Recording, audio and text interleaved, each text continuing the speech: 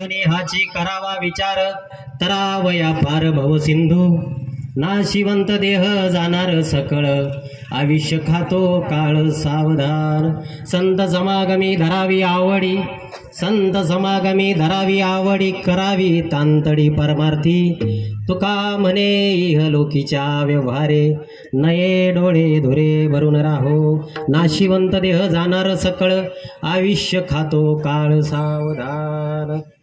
आवाज जास्त आहे ना, सांगू नका सर्व। महायोग पीठे तटे भीमरत्या वरम पुंडरीकाय धातु मुनींद्रे समागत्य तिष्ठन्तमानंद कंदम परब्रह्मलिंगम भजे पांडुरंग। पांडुरंगा करू प्रथम नमन, पांडुरंगा करू प्रथम नमन, दुसरे चरण संतांची या त्यांच्या कृपादाने कथेचा विस्तारू बाबाजी सद्गुरु दास तुका। मनोजवम मारुत तुल्य वेगम जितेन्द्रियं बुद्धिमत्ता वरिष्ठं वातात्मनिजं वानरमुखेत्यं श्रीरामदूतं शरणं प्रपद्ये। तपो ज्ञान वैराग्य भक्ति स्वरूपं सदा अलंकृतं साधु संन्यास योगं मुखियस्य वेदांत शास्त्रार्थ नीतिं नमो नारायण गिरिजी परब्रह्म स्वरूपं। पायी संतांचे मस्तक, पायी संतांचे मस्तक, पायी संतांचे मस्तक, पायी संतांचे मस्तक, असो जोडोनी हस्तक, असो जोडोनी हस्तक, असे जोडोनी हस्तक, असो जोडोनी हस्तक, असो जोडोनी हस्तक, असे जोडोनी हस्तक। निश्चयाचा महामेरू बहुत जनासी आधारो अखंड स्थितीचा निर्धारो श्रीमंत योगी यशवंत कीर्तिवंत सामर्थ्यवंत वरदवंत पुण्यवंत जाणता राजा।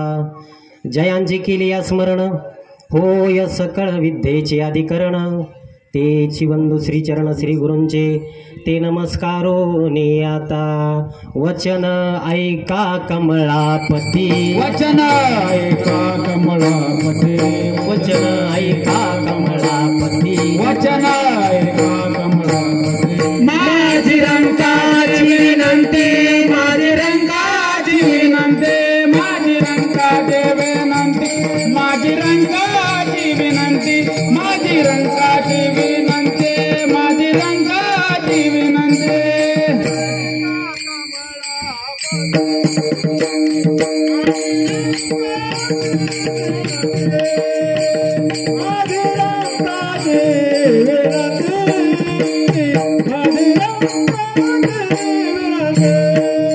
वचन ऐका कमळापते, माझी रंकाची विनंती, माझी रंकाची विनंती, माझी रंकाची विनंती। क्षणोक्षणी हाची करावा विचार तरावया पार भव सिंधू नाशिवंत देह जाणार सकळ आयुष्य खातो काळ सावधान। संत समागमी धरावी आवडी करावी तांतडी परमार्थी तुका म्हणे इहलोकीच्या व्यवहारे नये डोळे धुरे भरून राहो। प्रस्तुत प्रसंगी प्राप्तस्थळी समप्राप्त कीर्तन सेवेकरता निवडलेला अभंग अखिल हिंदुस्थानाचा आराध्य दैवत पुण्यश्लोक छत्रपती शिवाजी महाराज यांचे गुरु असलेले देहू निवासी अक्षय तनुगात्र महासतप्राप्त परमपवित्र आणि वाल्होबापुत्र जगद्गुरु तुकोबरा यांचा अखिल विश्वाला चंद्रभागा मातेप्रमाणे पतित पावन करणाऱ्या त्यांच्या अभंग संहितेमधील 2339 नंबरचा अभंग आजच्या कीर्तनरूपी सेवेकरता निवडलेला आहे। विठ्ठल विठ्ठल विठ्ठल विठ्ठल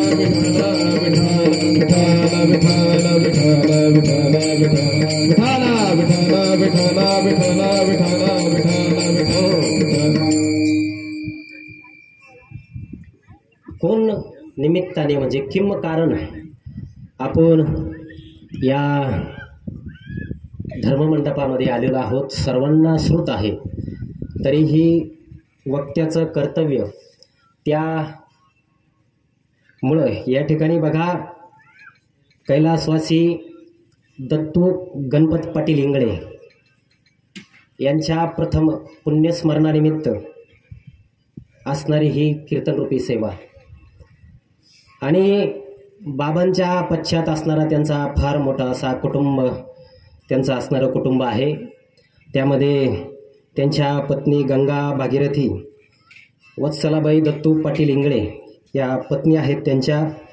त्यानंतर असणारे त्यांचे बंधू त्यामध्ये श्री बाबूराव गणपत पाटील इंगळे, श्री पोपट गणपत पाटील इंगळे हे त्यांचे बंधू आहेत. त्यानंतर त्यांच्या असणाऱ्या कन्या सौभाग्यवती आशाबाई नवनाथ पाटील मुंडे घायगावकर, सौ संगीता रामदास पाटील निकम चिकटगावकर या सुद्धा त्यांच्या कन्या आहेत. त्या पश्चात असणारे त्यांचे 2 सुपुत्र त्यामध्ये श्री बबनराव दत्तू पाटील इंगळे, श्री अरुण दत्तू पाटील इंगळे. यानंतर त्यांचे पुतणे, त्यांचे नातू, त्यांचा असणारा मोठा परिवार या ठिकाणी आहे. आता खूप मोठी यादी आहे, प्रत्येकाचं नाव आपले कीर्तन सेवा आहे सर्वच. त्यामध्ये असणारे त्यांचे पुतणे, नातू, मुंडे परिवार, इंगळे परिवार, निकम परिवार सर्व हे या ठिकाणी असणारा त्यांचा परिवार आणि त्या निमित्तानं असणारी ही कीर्तनरूपी सेवा. तर मी पण बाबांच्या नात्यातलंच आहे, त्यामुळे महाराज पण घरचा आहे, भजनी पण गावचे. त्यामुळे आता 4 वाजेपर्यंत माता मावल्यांनो काही हरकत का नाही? नाही तर बाई मला पाणी द्यायचं तिकडं माझ्या गाईला. आज 2 तासाची बात विचार करायचा नाही बरं का. कारण तुम्हाला सांगू, या इहलोकावर आपला जन्म कशाकरता झाला आहे माहिती आहे का? याच्यामध्ये फक्त आणि फक्त तुम्हाला मुक्ती मिळणार आहे ना, कथा कीर्तन श्रवणाने मिळणार आहे. माझी गाय, माझी शेळी, मला मका कापायची, घास कापायचा, हे चालणार आहे. आजचे दिवस तुम्ही पण भरणं द्यायचं आहे, कपाशीकडे चक्कर मारायचं आहे. आज 2 तास एकदम टेन्शन फ्री, मोबाईल बिबाईल बंद करून टाकायचे. नाही तर महाराज कीर्तन चालून खालं व्हॉट्सअप फेसबुक. कारण देवसुद्धा महाराज मृत्यू लोकात जन्म व्हावा, देवसुद्धा त्या ठिकाणी प्रार्थना करतात, पण त्यांनासुद्धा नाही. तुम्हाला आम्हाला किती भाग्यवान आहे आपण. म्हणून अगदी 2 तास 2 घेणार नाही, 1.25 तास आपण उरकू, पण एकदम कान बारीक देऊन ऐकायचं. आज बघा अभंग जगद्गुरु तुकोबराय यांचा आहे आणि या प्रस्तुत अभंगामध्ये जगद्गुरु तुकोबराय 4 चरणाचा अभंग महाराज, पण इतकं गोड वर्णन जगद्गुरु तुकोबरायांनी. बा शब्द किती गोड असतात. शब्द महाराजांनी असे उतरवले महाराज, क्षणोक्षणी हाची करावा विचार, करावया पार भव सिंधू. आता तुम्ही म्हणून कोणता समुद्र तरून जायचा? तो समुद्र नाही, जगद्गुरु तुकोबराय संसार रूपी समुद्र तरून जायचा आहे आपल्याला. म्हणून हा संसार रूपी समुद्र जर तुम्हाला तरायचा असेल तर तुम्हाला काय करावं लागेल? विचार करावा लागेल. कारण विचार का करायचा? का? व्हाय? नाशिवंत देह जाणार सकळ, आयुष्य खातो काळ साव. हे नासक आहे महाराज, हे केव्हा जाईल याचा भरोसा नाही. म्हणून हा देह नाशिवंत असल्या कारणाने काय करा? संत समागमी धरावी आवडी, करावी तातडी परमार्थी. संतांची संगत करा आणि परमार्थ करण्याची आता तुम्ही घाई करा. कारण शेवटच्या चरणामध्ये उपदेश करताय जगद्गुरु तुकोबराय तुम्हाला आम्हाला. का तुमच्या आमच्या डोळ्यामध्ये महाराज धूर भरलाय. धूर, तो धूर कोणता? संपत्तीचा धूर, विद्वत्तेचा धूर, हुशारपणाचा धूर, याचा धूर. त्यामुळं आपण या सर्व गोष्टीतून परावृत्त झालेला आहोत. म्हणून जगद्गुरु तुकोबराय अगदी सरळ सरळ सांगतायत की काय करा? संतांची संगत धरा. सरळ हा भावार्थ येणाऱ्या वेळेमध्ये आपण विस्तृतपणे बघू. विठ्ठल विठ्ठल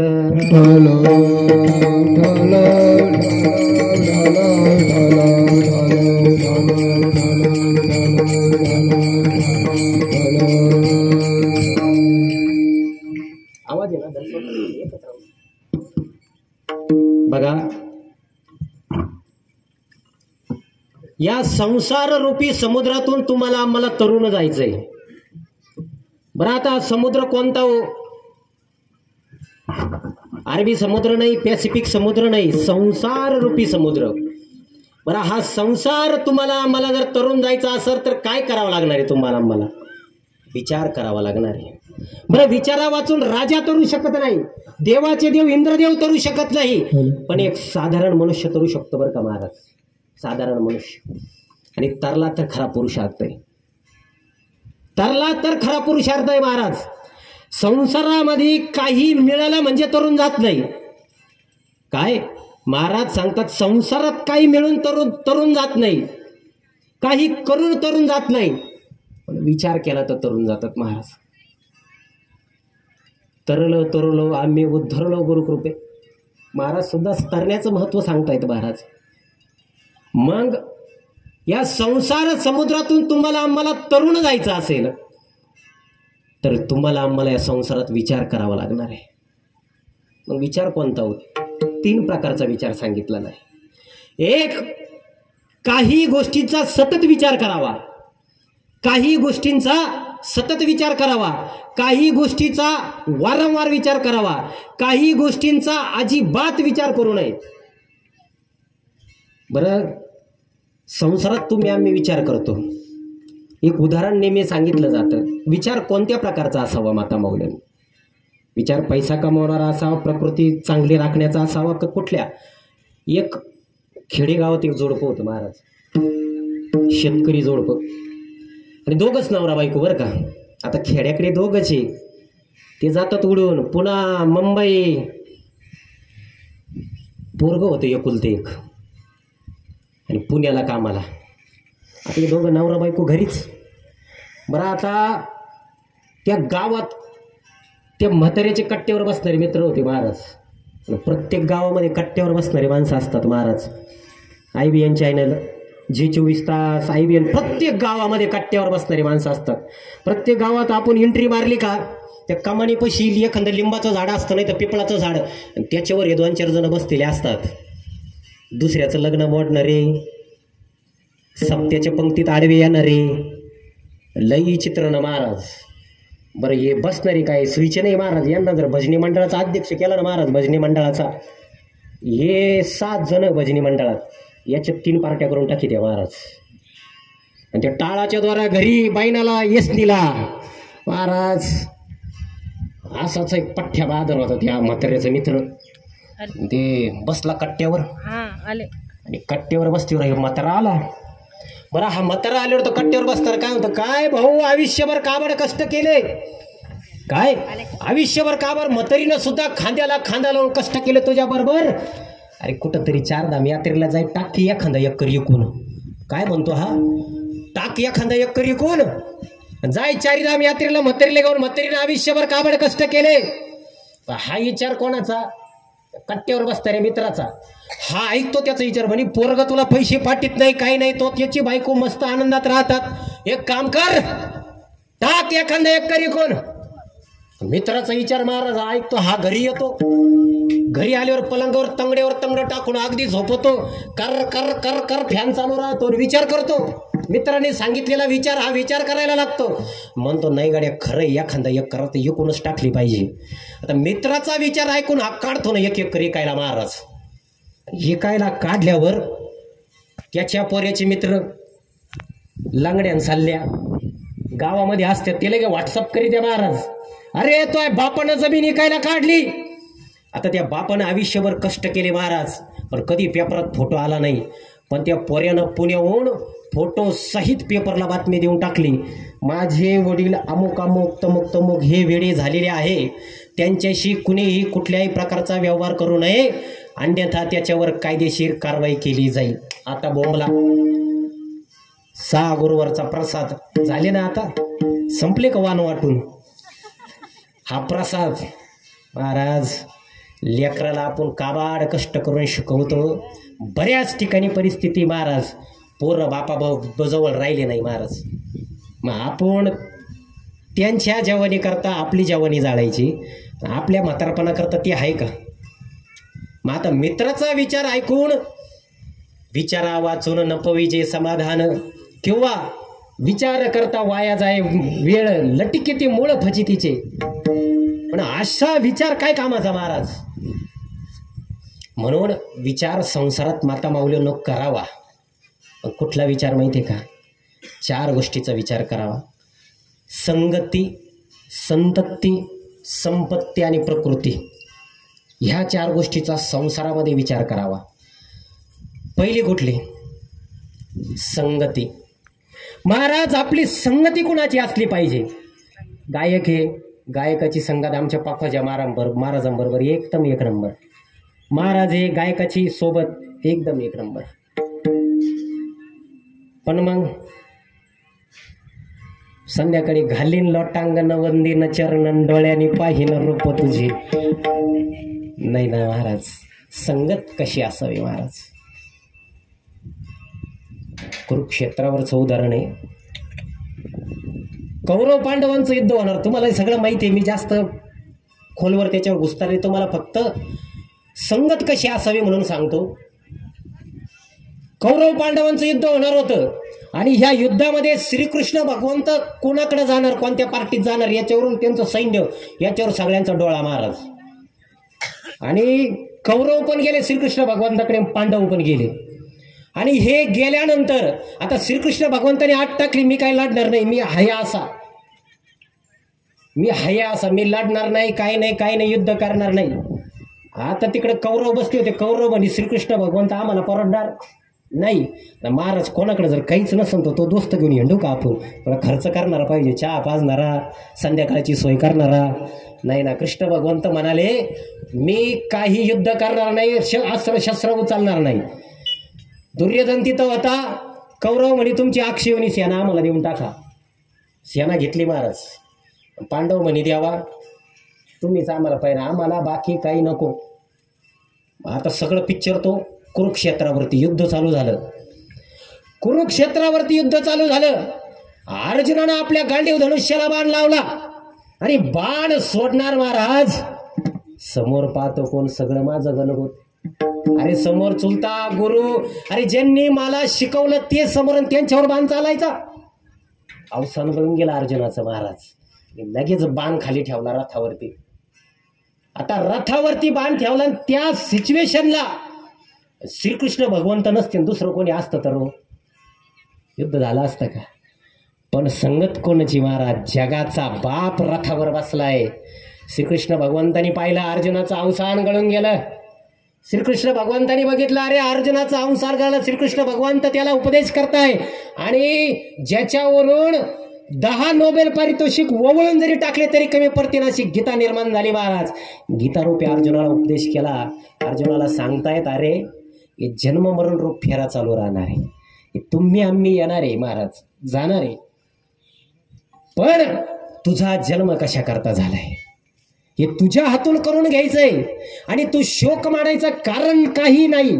कारण महाराज हे भाड्याचं आहे, हे जाणार आहे. फक्त याची व्हॅलिडिटी टॉक टाइम जिओचा 100 रुपयाचा मारेल, तो 100 वर्षाचा मारेल आहे महाराज. पण आता कोणी जगत? बीपी, अटॅक, मुळ्यात 60-65लाच गायब होतात महाराज. 100 वर्षाचा आयुष्य फक्त. शतवर्षाची गणना रे तुम्ही वासुदेव वासुदेव म्हणा, तुम्ही आठवा मधुसूदना रे तुम्ही वासुदेव वासुदेव म्हणा.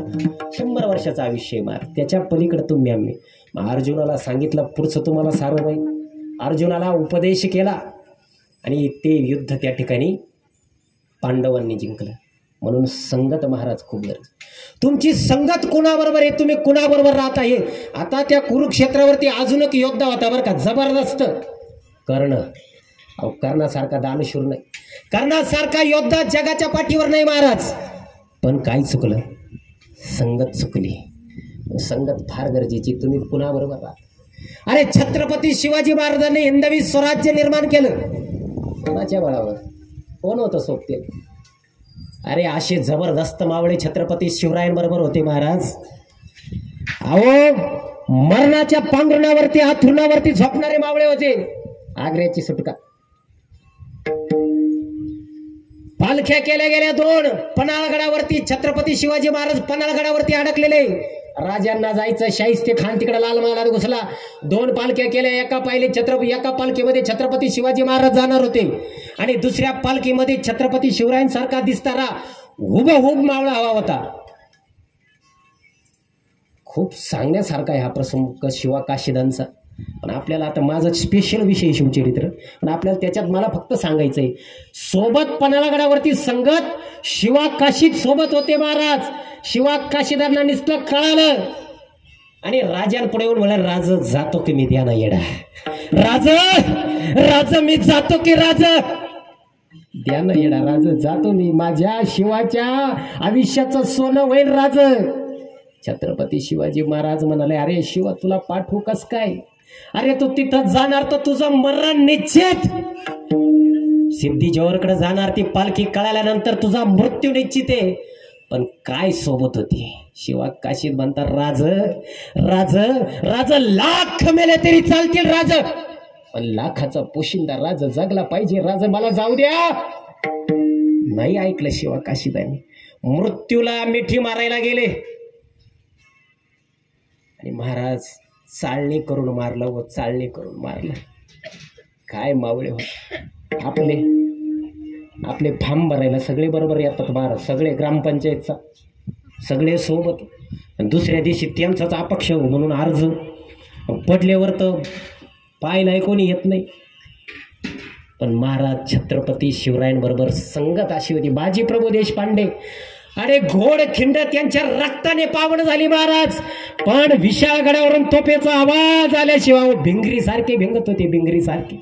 आणि तो सिद्धी मसूद, सिद्धी जोहरचा जावई, तो पाहत होता बाजीप्रभू अहो भिंगरी सारखे, अरे क्या खाते मराठे, अरे क्या खिलाते मराठे, क्या खाते, कैसा लड़ता है, वाह क्या हमने पूरी उम्र ऐसे योद्धा नहीं देखी, क्या क्या क्या क्या, अरे हमारे जनाने में क्यों नहीं पैदा हुए ऐसे योद्धा.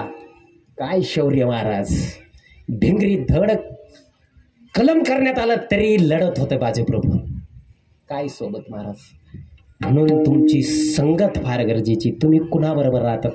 सोपं सांगू का महाराज, त्याच्याही पलीकडं बिस्लरीची पाण्याची बाटली तुम्ही टपरीवर घेतली तर तुम्हाला ती 10 रुपयाला मिळेल. थोड्या चांगल्या रेस्टॉरंटमध्ये फ्रीजमध्ये एकदम गारगोर करून तुम्हाला 15 रुपयाला मिळेल. पण 3 स्टार 4 स्टार 5 स्टारमध्ये गेले तीच पाण्याची बाटली तुम्हाला किती रुपयाला मिळते, 50 रुपयाला. का बरं किंमत वाढली महाराज. तुम्ही जिथं राहतात, ज्यांच्या बरोबर राहतात त्याच्याहून तुमची किंमत ठरत असते. भिकार चोट माणसांबरोबर अजिबात राहायचं नाही महाराज, आपल्याच बरोबर राहणार आहे महाराज. काय येतं त्याला, 2 अभंग पाठी, तंगड्या ओढण्याचं, माळ घातली टिकल का बरं, परमार्थ करणाऱ्याची काळजी न करणाऱ्याला ज्यादा महाराज.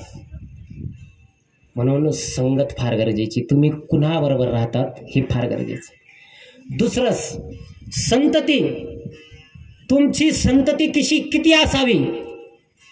आता पूर्वीच्या काळी जो मसळ होता महाराज, पण आता सरकारने स्कीम आणली हम दो हमारे दो, म्हणून संतती किती असावी. आता आपल्याला जेवढे पालन पोषण करता येईल तेवढी संतती असलेली बरी. आता ती काय ध्यानावर आहे का नको बोलायला. आता काय आहे अवघड आहे महाराज. काय केलं म्हणजे तुम्ही माझ्यासाठी, काय करून ठेवलं. आजकालचे पोरं फेसबुकवाले, इंस्टावाले महाराज. बापाने आणि आईने काय केलं महाराज, सकाळी उठल्यानंतर आईने जेव्हा धुणं धुती ना, बापाची अंडरपॅन्ट पा रे पोरांनो, कधीतरी बापाची अंडरपॅन्ट पा. अरे 4-5 ठिकाणी फाटेल असते रे, पण तुम्हाला ब्रँडेड कपडे घेण्याकरता तो बाप अंडरपॅन्ट घेत नाही. तुम्ही म्हणते काय केलं त्या बापानं माझ्यासाठी, लावण्या हाणल्या पाहिजे रे यांच्या. आहे ना महाराज, आई बापाचे कष्ट लेकरांना कळत नाही रे. तुला पार्लरला 500 रुपये, सिरेमिक्स फाउंडेशन, आतल्या फटीत चमकी. आमची माऊली तेच सुट्ट तेल चोपडू याल्या घाली ती ग महाराज. म्हणून संतती फार गरजेची. त्यानंतर तिसरी गोष्ट महाराज सांगतात, संगती संतती संपत्ती किती कमवावी महाराज. सकाळपासून माता मावल्यानं तुम्ही आम्ही उठलो सकाळपासून, जाय कामाला कमव, पण कशा करता कुठं यायचंय. कधी बंगला जाळला का तुमचा, 10 लाखाचा 20 लाखाचा टाकला का, अरे कपाळाला लावलेला रुपया सोबत नाही महाराज तुमच्या. काय घेऊन बसला तुम्ही? पण संपत्ती किती कमवावी? पाय चालता येत ना, चारीधाम यात्रा करा, आषाढी कार्तिकी वारी करा. पण आमच्या म्हणतात जाऊ बाई आता पोरगी वयात आली, तिचं लग्न करावं लागेल. लग्न झाल्यावर नाही आता पोरगी डिलिव्हरीला येणार नाही बाई, नातू तर माझ्याशिवाय राहतच नाही. कवा जाणार आहे महाराज? नाही. म्हणून सर्व सुख तुम्हाला आम्हाला महाराज कळत नाही महाराज. सर्व सुख या जीवनामध्ये आल्यानंतर सुख कशात आहे नेमकी? तैसा हृदयामध्ये मी रामो, असता सर्व सुखाचा रामो. हृदयामध्ये सर्व सुख तुमच्या आमच्या, की भ्रांतासी कामो विषयावरी. सर्व सुख आपल्याला कळत नाही महाराज. ब्रँडेड कपडे, रेड चिपचा गॉगल, बाबा बाबा बाबा, राहायला माडी बसायला गाडी, राहायला माडी बसायला गाडी, घर कामाला गडी. पोरग घेतो संध्याकाळी थोडी थोडी, पोरग घेतो संध्याकाळी थोडी थोडी. नाही महाराज. म्हणून संपत्ती किती कमवावी याचा सुद्धा विचार. आपल्या गरजेपुरती असते ना संपत्ती महाराज. खूप काही गरज नाही. 10 लाखाचा बंगला आणि 20 लाखाचा बंगला, मला सारं माहिती आहे. मला काही बोलायला लावू नका आता.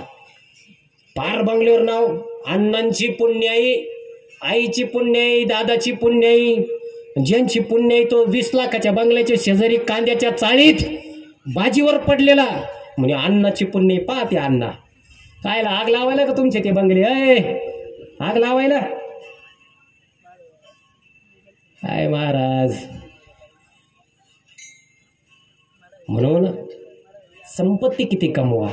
10 लाखाचे 20 लाखाचे बंगले असलेच पाहिजे असं काही नाही. पण तुम्हाला सांगू, घरातल्या प्रत्येकाच्या आईवडिलाच्या चेहऱ्यावर हसू तीच खरी संपत्ती तुमची. ज्या घरामध्ये आईवडिलाच्या चेहऱ्यावर हसू आहे ना महाराज, तीच संपत्ती तुमची. बास. म्हणून संपत्ती किती कमवावी याचा सुद्धा विचार आपण करावा. महाराज सांगतायत ह्या विचाराला फार महत्व आहे महाराज. मग ह्या प्रकारचा विचार होणं गरजेचं आहे. नाही तर काय, ते शेजारच्याची 5 चक्कर रिकायलाय संध्याकाळी हे बसल्यावर, अहो ऐकलं का 5 चक्कर रिकायलाय, घेत्या का? विचार करावा लागेल. नाही नाही घेऊनच टाकू तिची. नाद केला पण वाया नाही गेला. नाही महाराज. म्हणून विचार फार. आणि जीवनामध्ये चांगला विचार असावा बरं का. वाईट विचार अजिबात नसला पाहिजे, चांगला विचार असला पाहिजे महाराज. विचार बिघडला की आचार बिघडतो ना, आचार बिघडला की उच्चार बिघडतो. चला रामायणात घेऊन जातो तुम्हाला. विचार बिघडला की काय होतं? प्रभू रामचंद्र सीतामाता बसलेले आणि ते मारीचे मामा सोनेरी हरण होऊन आले. तुम्ही सगळे श्रोते जाणकार आहात. मारीचे मामा सोनेरी हरण होऊन आले महाराज. आणि सीतामातेने ते हरिण पाहिलं ना, आणि सीतामातेला त्या हरणाच्या कातडीचा ब्लाऊज शिवण्याचा मोह झाला. काय? हरणाच्या कातडीचा ब्लाऊज सीतामातेला. आणि प्रभू रामचंद्राला सांगितलं, अहो ऐकलं का? अहो ऐकलं का? मला हरणाच्या कातडीचा ब्लाऊज शिवायचा आहे. महाराज आता बायकोची ऑर्डर म्हटल्यावर नाही म्हणता येईल का महाराज? 3 हट्ट, राज हट्ट, श्री हट्ट आणि बाल हट्ट महाराज. काहीच चालत नाही. नो चॅलेंज, अपील नाही. नाईलाज झाला महाराज प्रभू रामचंद्रांचा. प्रभू रामचंद्र म्हणाले आता हिला सोन्याचा मोह झाला. इकडं तुमच्या भागातलंही सोनं घाली द्या. परदेशीच मी होतो इकडं कीर्तनाला, पलीकडं आंबोरे. बाबा बाबा बाबा नाद नाही बाबा, निस्त्या पिवळ्या धमक. आता काय महाराज, सीतामातेला मोह झाला. तुम्ही आम्ही काय? सीतामातेला मोह झाला महाराज सोन्याच्या कातडीचा ब्लाऊज घालण्याचा. प्रभू रामचंद्र विचार करते आता हिला सोन्याच्या लंकेचंच पाठीतो म्हणे मी. प्रभू रामचंद्र हरणाच्या पाठीमागे गेले आणि पर्णकुटीमध्ये लक्ष्मण दादाला सांगितलं तू पर्णकुटी सोडू नको, तू इथं थांब. तिकडे गेले. आता इथं एक प्रवाद लक्षात घेण्यासारखं आहे बरं का. आता हे हरिण ब्रह्मदेवानं निर्माण केलं नाही. याची कोणत्या ग्रंथात नोंद आहे का? तुम्ही सगळे ग्रंथ हुचकून काढा, कोणत्या ग्रंथात नोंद आहे का? नाही, नोंदच नाही ना. आलं कुठून? पण महाराज विचार बिघडला, मोह झाला. म्हणजे ते असं झालं पीक विम्याचा अर्जच भरला नाही, खात्यावर तर पैसे येऊन पडले महाराज. विठ्ठल विठ्ठल विठ्ठल विठ्ठल विठ्ठल विठ्ठल बरे ना आले तर नोंदच नाही ना कुठं, तलाठ्याकडे नोंदच केली नाही, परत त्याची नोंदच नाही ना ब्रह्मदेवाकडं. पण आता महाराज मोह झाला म्हटल्यावर प्रभू रामचंद्र गेले हरणाच्या पाठीमागं. हरणाच्या पाठीमागं गेल्यानंतर त्याला बाण मारला. आता तो जाणं सुद्धा प्रभू रामचंद्राचा दंडकारण्य नाही बरं का, गोदावरीच्या किनाऱ्याने. जास्त वेळ नाही आपल्याला डीपमध्ये घुसायला. तर बाण मारला आणि मारीचे मामा ओरडायला लागले, लक्ष्मणा धाव, लक्ष्मणा धाव. हा कानात आवाज सीतामय्याने ऐकला. सीतामय्या काय म्हणते, भाऊजी धावा, तुमच्या भावावर संकट आला, भाऊजी धावा. लक्ष्मण दादा म्हणाले, अजिबात नाही, मी जाणार नाही. दादाने मला सांगितलं पर्णकुटी सोडू नको, आणि ज्याच्या नावाने संकट जातात त्याच्यावर कस काय संकट. तयाच्या चिंतेने निरसेने संकट तराल दुर्गट भाऊसिंधू. महाराज अरे ज्याच्या नावाने संकट जातात त्याच्यावर काय संकट येणार आहे महाराज. पण महाराज सीतामाता म्हणाली, मला माहिती आहे भाऊजी तुम्ही का बरं जाईना. कुविचार आला, मला माहिती आहे भाऊजी तुम्ही का जाईना. कुविचार झाला महाराज. लक्ष्मण दादा मनामध्ये विचार करताय अरे जिच्या चेहऱ्याकडे 13.5 वर्ष जिच्या चेहऱ्याकडे पाहिलं नाही तिनं माझ्या बाबतीत असा विचार करावा. लक्ष्मण दादाने मान खाली घातली. अरे ज्या वहिनीच्या चेहऱ्याकडे पाहिलं नाही महाराज 13.5 वर्ष. लक्ष्मण दादा निघाले. जाता जाता सीतामय्याला म्हणे, लक्ष्मण रेषा ओढतो, हिच्या बाहेर पडू नका. हे गेले भावाला पाहिला, आणि ते गेल्यानंतर हा लपून बसलेला कुत्रा लगेच बाहेर आला ना, भिक्षाम दे अलक निरंजन. नेलं ना सीतामातेला. महाराज विचार बिघडला सीतामय्याचा म्हणून आचार बिघडला, ना आचार बिघडला म्हणून उच्चार बिघडला, आणि उच्चार बिघडला तर असे संकट महाराज येतात. सीतामातेचा जर विचार बिघडला नसता तर हे संकट आलं असतं का? नाही. म्हणून आपण जीवनामध्ये पावलोपावली विचार केला पाहिजे. कोणता विचार केला पाहिजे? हेच जगद्गुरु तुकोबराय अभंगाच्या प्रथम चरणात.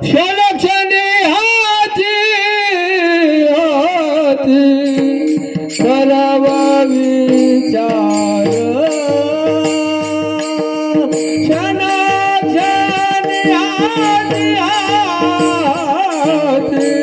करावा विचार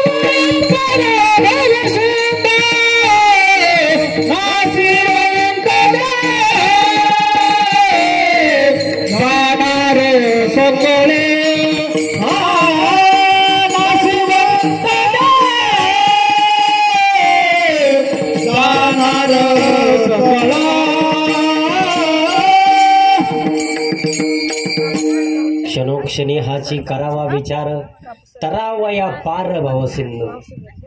हा संसार रूपी समुद्र जर तुम्हाला तरायचा असेल तर तुम्ही काय करा, क्षणाला विचार करा. पण विचार कोणता? विचाराचे प्रकार तुम्हाला सांगितले. कोणता विचार असावा? सात्विक विचार असावा, चांगला विचार असावा. महाराज चांगला विचार फार गरजेचा आहे. एका ठिकाणी कीर्तनाला गेलो महाराज, आणि एक जण माझ्याकडे आला म्हणे, महाराज तुमचा परमात्मा पांडुरंग कमरेवरच हात ठेवून का बरं उभा आहे? म्हणजे तिकडं खालवर पाहिलं महाराज, म्हणलं महाराज त्यानं त्याच्या कमरेवर हात ठेवला, तुला काही तकलीफ? महाराज परमार्थ करणाऱ्याची काळजी न करणाऱ्यांना जादा झाली महाराज. बघा प्रसंग असा आहे, प्रभू रामचंद्र सीता मातेचा शोध घेत आहे. प्रभू रामचंद्र सीता मातेचा शोध घेत आहे. डोळे बडबटलेले आहे प्रभू रामचंद्रांचे. रावणानं उचलून नेलं सीतामातेला. सीतामातेचा शोध घेत आहे प्रभू रामचंद्र. डोळे बडबटलेले आणि बडबटल्या डोळ्यांनी प्रभू रामचंद्र वरही बघत नाही खालीही बघत नाही. वर बघावं प्रभू रामचंद्र विचार करताय, वर बघावं तर वर सूर्यदेवता आहे. सूर्यदेवता म्हणून माझ्या वंशात रडकं पोरग जन्माला आलं. आणि खाली बघावं सीतामातेची आई पृथ्वी सासूबाई आहे. धनुष्य तोडलं तर लय कर्तबगार वाटलं, पण रडकत जावई मिळाला म्हणून खाली पाहत नाही वरही पाहत नाही महाराज. प्रभू रामचंद्र त्या न्यायाला धरून करकटेवरी ठेवून या. आमच्या परमात्मा पांडुरंगाचे हात कटेवरती काय आहे?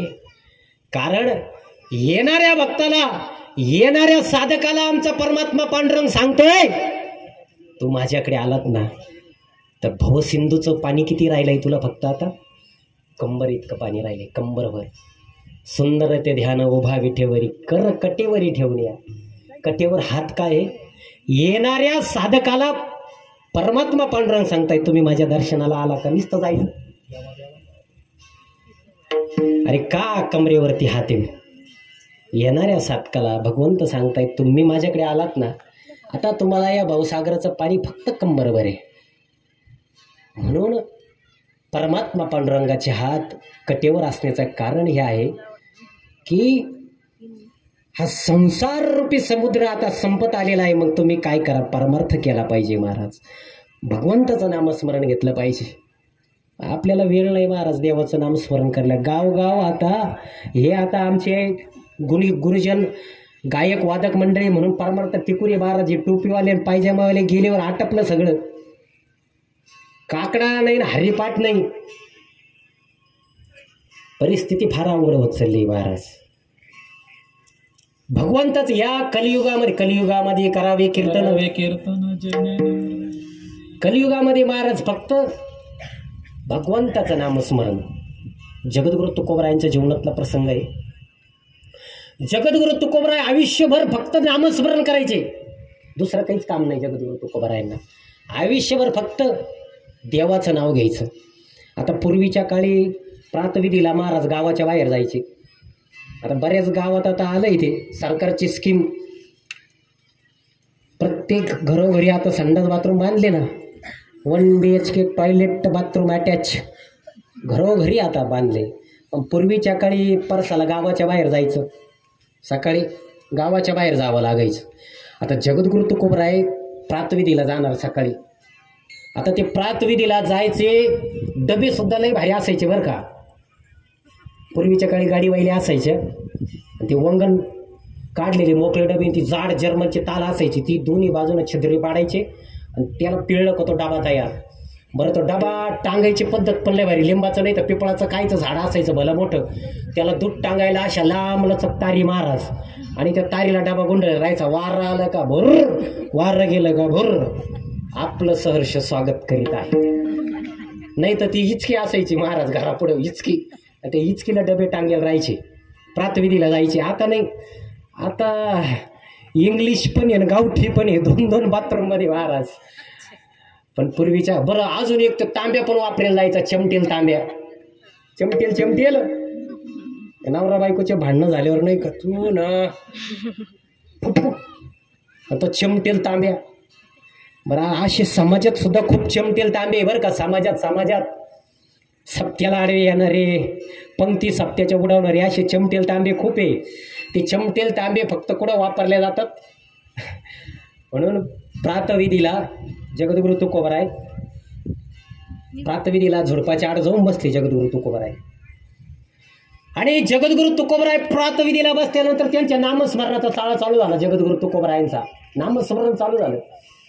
आणि गावातला एक साधक आला प्रातविधीला, आणि ते जगद्गुरु तुकोबरायांचं नामस्मरण चालू ते त्याच्या कानावर आलं. तो विचार करणार आहे. एवढ्या सकाळी सकाळी कोण बा देवाचं नाव घेतंय. आता प्रत्येक गावातले माणसाची खोड प्रत्येकाला माहीत राहते कोण कोणत्या खोडीचा आहे कोण कोणत्या खोडीचा आहे. जगद्गुरु तुकोबरायांची ख्याती इतकी होती महाराज, अख्ख्या महाराष्ट्रभर ख्याती झालेली आहे. त्याला माहिती आता नामस्मरणाचा चाळा गावामध्ये जगद्गुरु तुकोबरायांनाचे. पण तो म्हणे ही जागा कोणती आणि जगद्गुरु तुकोबराय काय करताय. हा तडा तडा तडा तडा चालत गेला जगद्गुरु तुकोबरायांकडे आणि जगद्गुरु तुकोबरायांना म्हणाला, कोण तुकोबराय का. जगद्गुरु तुकोबरायांनी धोतर सारला आणि असे उभे राहिले महाराज. हो तुकोबराय म्हणे. जगद्गुरु तुकोबरायांची अक्कल काढली त्या माणसाने. म्हणे काय तुकोबराय तुम्हाला कळतं का, तुम्हाला काय अक्कल बिक्कल आहे का नाही. जगद्गुरु तुकोबराय म्हणे काय झालं. म्हणजे अहो जागा कोणती, तुम्ही बसला कुठं आणि तुमचा नामस्मरणाचा चाळा चालला. तुम्हाला काही पटतं का. तुम्ही कथा करतात, कीर्तना करतात, भारुडा करतात, समाजाला उपदेश देता आणि तुम्ही बसले कुठं. त्यावेळेस त्या साधकाला आमच्या जगद्गुरु तुकोबरायांनी उत्तर दिलं, माझी मजा झाली अनावर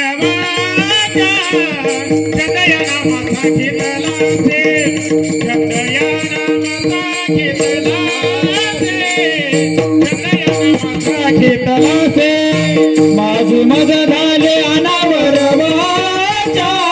छंद या नामाचा घेतलासी, छंद या नामाचा घेतलासी, छंद या नामाचा घेतला.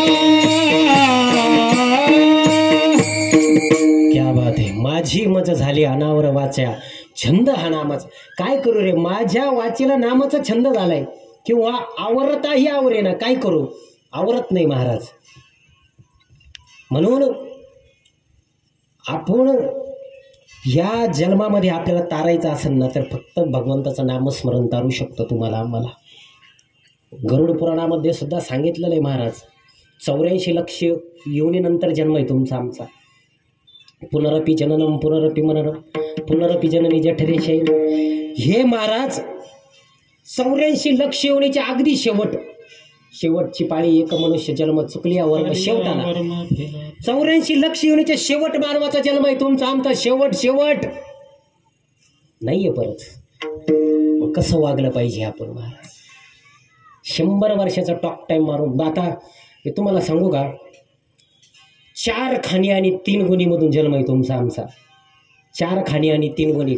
हिऱ्याच्या खाणी नाही, पैशाच्या खाणी नाही, कोळशाची खाण नाही. स्वदज अंडज उद्बीज आणि जारज. किती. स्वदज अंडज उद्बीज आणि जारज. स्वदज घामापासून अथवा पाण्यापासून जन्मणार आहे. स्वदज अंडज म्हणजे अंड्यापासून जन्मणार आहे. उद्बीज म्हणजे बीजापासून. जारज म्हणजे वीर्यापासून. तुमचा आमचा जन्म वीर्यापासून. या 4 प्रकारातून जन्म होत असतो मानवाचा. आणि 84 लक्ष योनीचं वर्गीकरण झालेलं आहे महाराज. प्राण्यांमध्ये किती, पशुमध्ये किती, ते खूप खोलवर माहिती आहे. आणि याच्यामधून तुमचा आमचा जन्म आहे. बरं, देवाने ही बॉडी अगदी सुंदर बनवली हो महाराज, पण आपण अनाठाई त्याचा वापर करतो. 5 ज्ञानेंद्रिय 5 कर्मेंद्रिय सगळं माहिती आहे तुम्हाला. 5 ज्ञानेंद्रिय 5 कर्मेंद्रिय 10 मुख्य नाड्याचं सायपन आहे महाराज याच्यात. तुमचं समजा हे 5 चक्कर वावर आहे आणि ह्या वावरातून त्या टोकापासून या टोकापर्यंत सायपन केलं. मध्ये बुचणं काढली तुम्ही, कारण तिकडं चढ आहे, पाणी चढत नाही. तिकडे एक बुच्चन इकडे एक बुच्चन, असं भगवंताने सायपन करून ठेवलं आहे तुमच्या शरीरामध्ये नाड्यांचं. पुष्पा गजजीवा, पुष्पा इडा गजजीवा, अंबलुबा शंकिनी कुहू, ह्या नाड्यांचं तुमच्या शरीरामध्ये सायपन करून ठेवलं आहे देवाने. 5 ज्ञानेंद्रिय 5 कर्मेंद्रिय 10 मुख्य नाड्या, 10 तत्व, 10 प्राण. प्राण अपान व्यान उदान समान. 5 प्राण अपान व्यान उदान समान. नाग कुर्म कुकल देवदत्त आणि धनंजय, हे 10 वायू तुमच्या शरीरामध्ये. बरं, या 10 वायूला काही शटडाऊन बिटडाऊन अजिबात नाही. ते त्यांचं काम करणार. प्राणवायू हृदयामध्ये असतो. हृदयात आपण नाही म्हणत का ते कॉलेजचे पोरं म्हणतात महाराज, तुझ्याशिवाय माझ्या हृदयात कोणीच नाही.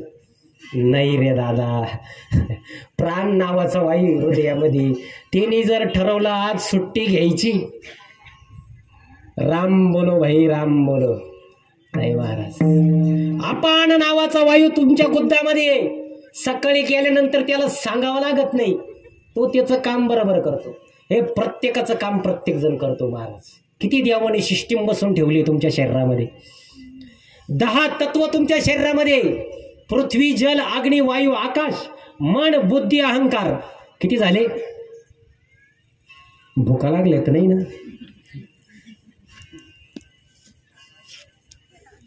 पृथ्वी जल अग्नी वायू आकाश हे झाले 5. मन बुद्धी अहंकार किती झाले? 8. खूप संक्षिप्त माहिती आहे बरं का, ध्यानात घ्या, कान बारीक करून. पृथ्वी जल अग्नी वायू आकाश मन बुद्धी अहंकार किती झाले? 8. 9 तत्व आत्मारूपी तत्व ब्रह्मदेवाने फिट केलं आपल्या बॉडीमध्ये. ब्रह्मदेवाने हे मॉडेल बनवलं तुमचं आमचं, ब्रह्मदेवानं मॉडेल बनवलं, हे सगळं टाकलं त्याच्यात. 5 ज्ञानेंद्रिय 5 कर्मेंद्रिय 10 वायू 10 तत्व पृथ्वी जल अग्नी वायू आकाश मन बुद्धी अहंकार आत्मा नावाचं 9 तत्व फिट केलं. पण हे काही बॉडी ॲक्टिवेटच होईना ब्रह्मदेवाकडून. ब्रह्मदेव इकून चाबी दे तिकून चाबी दे, हे काही चालूच होईना ना महाराज. आता नाईलाच घ्याला, हे गेले भगवान विष्णूकडे महाराज. मुक्काम पोस्ट भगवान विष्णूकडे गेले आणि ब्रह्माजीनं सांगितलं देवा मी हे सगळं मॉडेल तयार केलं मानवाचं, पण हे काही ॲक्टिवेट होईना ना म्हणे. याच्यात सगळं टाकलं पण हे काही चालना. विष्णू भगवंत हसले आणि विष्णू भगवंत मोठ्या कोटी रूपामध्ये प्रगट झाले माता मावल्यांना, कोटी रूपात. आणि विष्णू भगवंत कोटी रूपात प्रगट झाले परमात्मा रूपी. पण त्या परमात्मा रूपी विष्णू भगवंत प्रगट झाले आणि परमात्मा रूपी पावर प्रत्येक हृदयात प्रत्येक शरीरातल्या आत्म्यात आली मानवाच्या. आणि त्या आत्म्याकून परमात्म्याकून आत्म्याला पावर मिळाली आणि आत्मा ॲक्टिवेट झाल्यानंतर पूर्ण शरीराला पावर मिळाली आणि मग हे शरीर चालायला लागलं. कळालं का? नाही सोप्या भाषेत सांगू का? मोबाईल आहे तुमच्याकडे, मोबाईल हा मोबाईल ब्रह्मदेवानं निर्माण केला. 2 मिनिटं हा मोबाईल म्हणजे तुमची बॉडी धरा, बॉडी शरीर. याच्यामध्ये सगळं मध्ये सिम कार्ड टाकलं, सगळं टाकलं, अगदी स्क्रीन गार्ड लावला, चैनीचं कवर टाकलं, अगदी एकदम आहासे आहतक केला, मोबाईल चालू झाला का? पण परमात्मा रूपी 199चा तो 23 दिवसाचा झाला महाराज. आता 199चा 23 दिवसाचा जेव्हा तुम्ही टॉक टाइम त्याला टाकणार तेव्हा तो मोबाईल लगेच सासरवाडीला फोन लागेल, माहेराला फोन लागेल. तो टॉक टाइम 100 दिवसाचा भगवंतानी टाकलेला आहे तुमच्या आमच्यामध्ये, 100 दिवसाचा टॉक टाइम. म्हणून ही बॉडी ॲक्टिव्हेट. आपण नाही म्हणत का ते सगळं त्याच्या सत्तेशिवाय काहीच चालत नाही. चाले हे शरीरा कोणाचे असते, चाले हे शरीरा कोणाचे असते, चाले हे शरीरा कोणाचे असते, चाले हे शरीरा कोणाचे असते. कोण बोलवीत हरिविना, कोण बोलवीत हरिविना, देखावे ऐकावे एक नारायण, देखावे ऐकावे एक नारायण.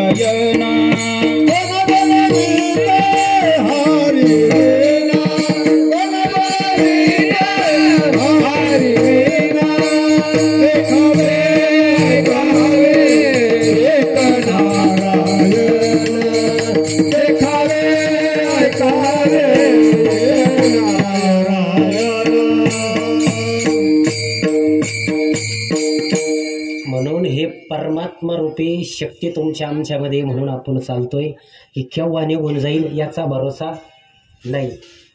पतंग माहिती आहे ना, पतंग तो उडतो पण ती दोर कोणाच्या हातात आहे? पतंग उडवणाऱ्याच्या. तशी तुमची आमची दोर परमात्मा रूपी पावर तुमच्या आमच्यात म्हणून आहे. तो केव्हा जाईल याचा भरोसा नाही. म्हणून तुम्ही आम्ही या जन्मात आल्यानंतर परमार्थ केला पाहिजे. कारण हे तुमचं आमचं शरीर नाशिवंत आहे, केव्हा जाईल हे सांगता येत नाही. हेच जगद्गुरु तुकोबराय अभंगाच्या द्वितीय. नाशिवंत देह जाणार सकाळ,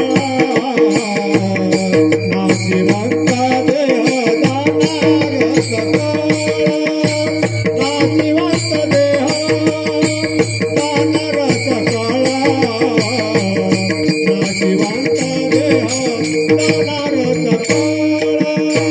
नाशिवंत देह जाणार सकाळ नाशिवंत देह जाणार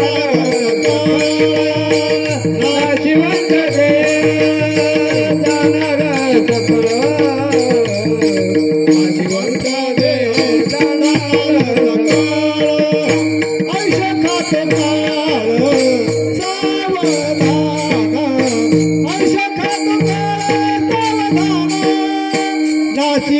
देह जाणार सकाळ नाशिवंत देह जाणार सकाळ नाशिवंत देह जाणार सकाळ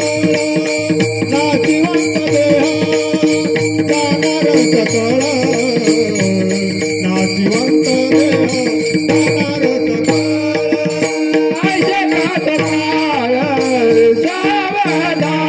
सावधान आयच्या खात्यात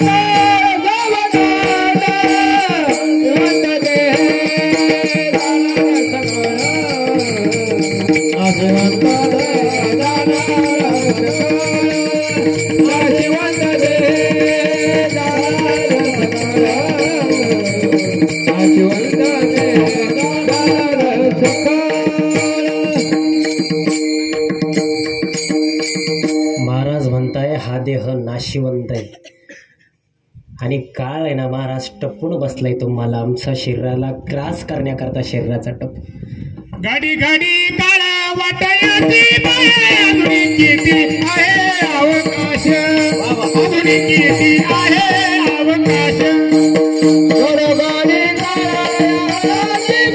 काळाची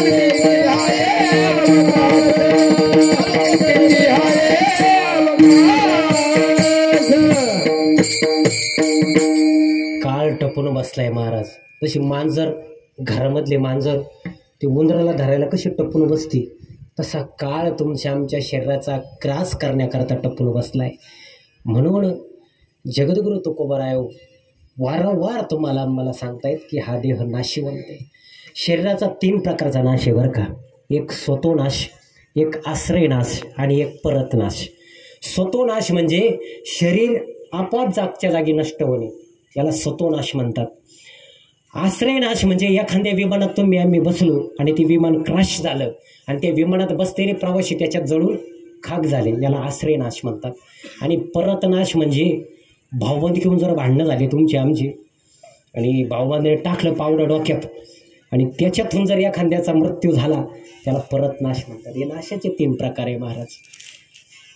म्हणून ह्या शरीराचा केव्हा ग्रास होईल सांगता येत नाही. हे शरीर केव्हा जाईल, कारण हे शरीर कोणाचे आहे महाराज? हे शरीर काळाचं आहे. हे तुमचं आमचं धन नाही, हे शरीर काळाचं धन आहे. म्हणून या जन्मामध्ये हे काळाचे धन कुबेराचे येथे मनुष्याचे काय आहे, येथे मनुष्याचे काय आहे.